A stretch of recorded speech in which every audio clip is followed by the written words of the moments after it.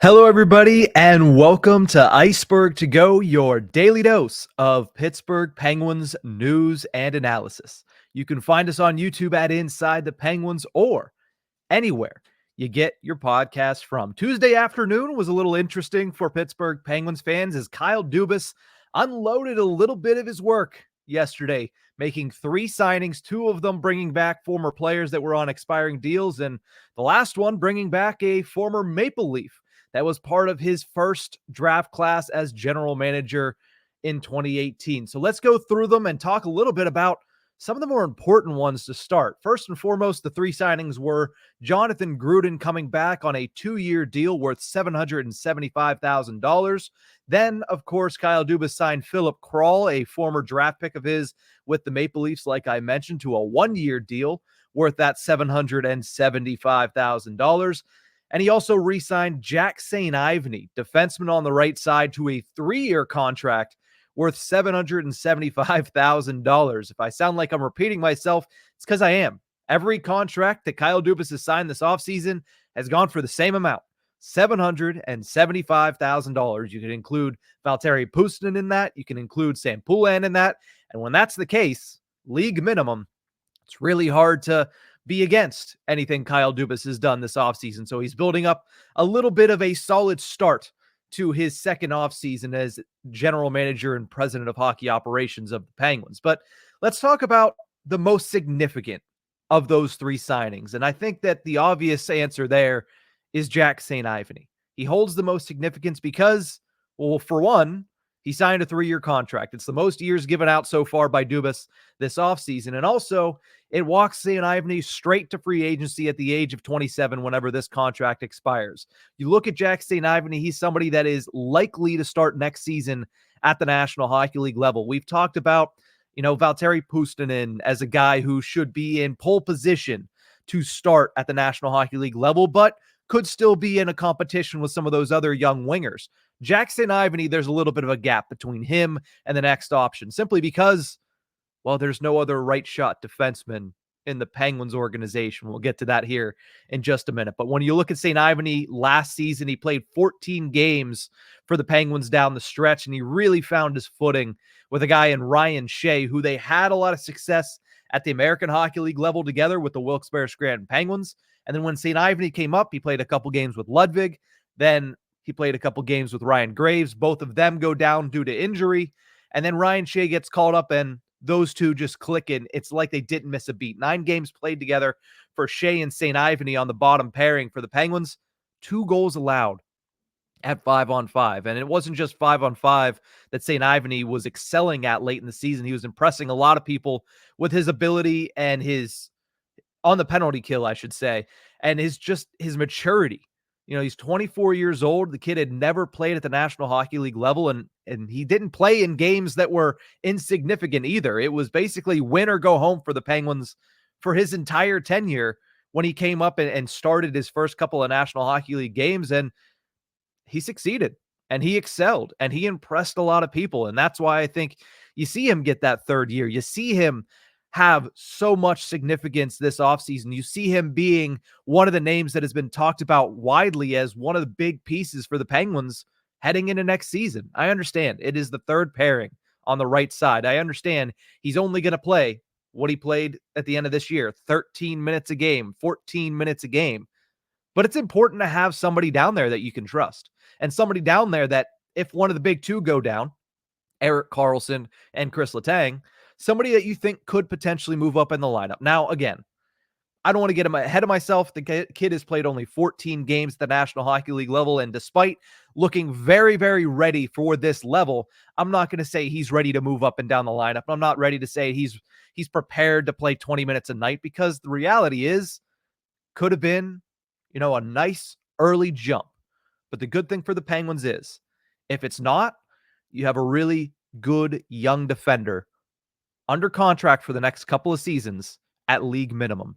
And if he is, and he ends up struggling to start next year and you need to replace him, it's league minimum. It's a 2-way deal, so it saves you money if you send him down to the American Hockey League.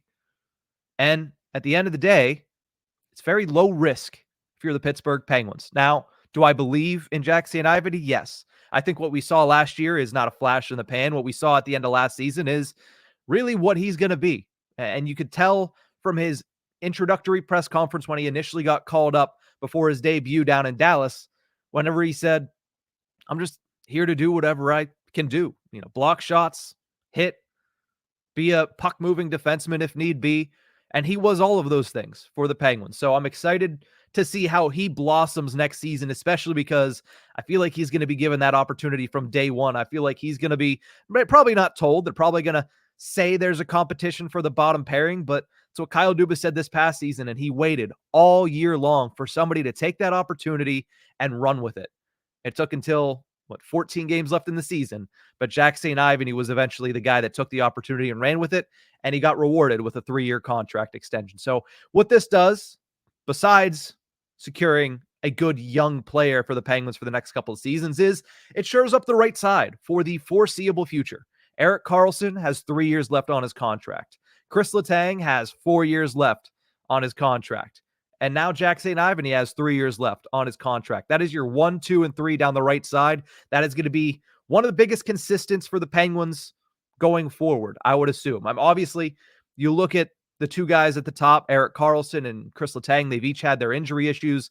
But as far as a 1, 2, 3, you should be set as long as they stay healthy for the next couple of seasons. And that is something that when you look at the Penguins and what they need, they really need to focus on that left side defense over the next couple of seasons. It's nice to know that they have that right side kind of locked down. And now the next challenge is going to be getting the depth behind that, because as of right now, those are the only 3 defensemen with a right-handed shot that are under contract for the Penguins. They don't have a lot of defensemen because if you look at the minor leagues, a lot of their contracts expired this year, so they got a lot of work to do backfilling the organization with some depth, but most of their younger guys, and we'll talk about them in a couple minutes here, they're all left shot defensemen. So it's nice to know that at the top of the order, you got 3 guys that you can count on, or you expect to be able to count on night in, night out, season in and season out for the next couple of years. But you look at what Dubas has done now in total so far this offseason. It's not a lot of work. And I said yesterday on Twitter that it's kind of the equivalent to the free space on the bingo card, because these are all league minimum contracts for young players that have shown some promise and haven't shown a lot in a negative fashion so far at the National Hockey League level. But he's locked down 4 potential impact players next season, and their impact, it varies, right? Jack St. Ivany has the potential to have a huge impact, potentially being a everyday starter at the National Hockey League level. A guy like Valtteri Puustinen has an opportunity to have a huge impact on the Penguins and being that bottom 6 buoy to bring back the bottom 6 scoring. That's what they're going to rely on Puustinen for, and he might be an NHL roster player right out of camp. But they also lock down a guy in Sam Poulin, who they're hoping takes a jump next year and gets that first real elongated stretch at the National Hockey League level. They bring him back for league minimum and hoping that he potentially follows up what was a very good season at the American Hockey League and gets another opportunity at the National Hockey League level. And if he can stay healthy, becoming a fixture in the Penguins lineup, maybe as a 3rd-line center, maybe as a bottom 6 winger, who knows? But there's a chance that he could be an impact player as early as next season. And that's what the Penguins are hoping for out of a league minimum player that they signed for 2 years. And the last piece to this, Jonathan Gruden. When I say impact player, I'm talking about a guy that could play potentially 50% or more of the season in Jonathan Gruden. If you look at where he's at, he's an under-the-radar piece heading into next year. He had 13 games played in 2023-24, his longest tenure at the National Hockey League level. He scored his first NHL goal this past season. And more importantly, he made a visible impact when he was on the ice. Too many times this past season, whenever you're looking at the Pittsburgh Penguins bottom 6 and you're saying something needs to click, Radim Zohorna would fade into the background. And if he wasn't in the background, he was making mistakes. Emil Bemstrom was invisible for majority of his time in Pittsburgh. Jansen Harkins was invisible for the most part if he wasn't making mistakes. The Penguins loved what they had in Jansen Harkins, but fortunately they haven't kicked it at that can yet. They've kind of left that alone so far. So maybe that's where they go this offseason. But when Gruden was out there, for the most part, he was making a visible impact. 35 hits in 13 games. He looked like he was up to speed at the National Hockey League level. He played through contact, which a lot of players on the Penguins don't do. They play up into the point of contact, and then they turn around and try to get back in the play. He played through contact. He took a guy out of the play because he actually laid some large hits for the Pittsburgh Penguins on the fourth line. And that's why I think that he could be, at least at the very moment, because there's still a couple months to go here. There's still a month and a half until we hit free agency. But I feel like Jonathan Gruden is in pole position right now. It's a phrase that's been used around Pittsburgh a lot lately. But I think Jonathan Gruden is in pole position right now to be your fourth line left winger if you're the Pittsburgh Penguins. And honestly, I'm not sure how much of an upgrade you need. Now, again, if you can bring in guys and bump other players down the lineup, that's always going to benefit you in the long run. But I do think that Jonathan Gruden is a player that the Penguins have high aspirations for next season. And I think getting him under that 2-year, 775 again is a really solid piece of business for Kyle Dubas. Let's finish off this episode talking a little bit about Philip Kral. I'm not going to lie to you. I don't have an extensive idea of what this guy's going to bring, but what he does bring is another familiar face for Kyle Dubas. He was drafted by Dubas in the first draft that Dubas had as a general manager for the Toronto Maple Leafs in the 5th round of the 2018 NHL draft. 6'1", 185, and still 24 years old. So the Penguins are hoping to bring him in and give him an opportunity like they've done to a couple other guys who are around that same age. You look at last season and a guy that got that opportunity, you're looking at a guy like Jack St. Ivany. Maybe they're hoping a Philip Kral could be able to be that similar impact player this season. Now, when you look at what has happened with Kral the last couple of seasons, he wasn't re-signed after his ELC ran out last summer in Toronto. New general manager Brad Treliving wanted to have a little bit of turnover in the depth of the organization, and part of that was not giving Philip Kral another contract. Instead, he headed over to Finland to play for Lahti Pelicans of Liga. He had 32 points in 46 games and won the Matti Keenanen Trophy for the league's, quote, most effective player.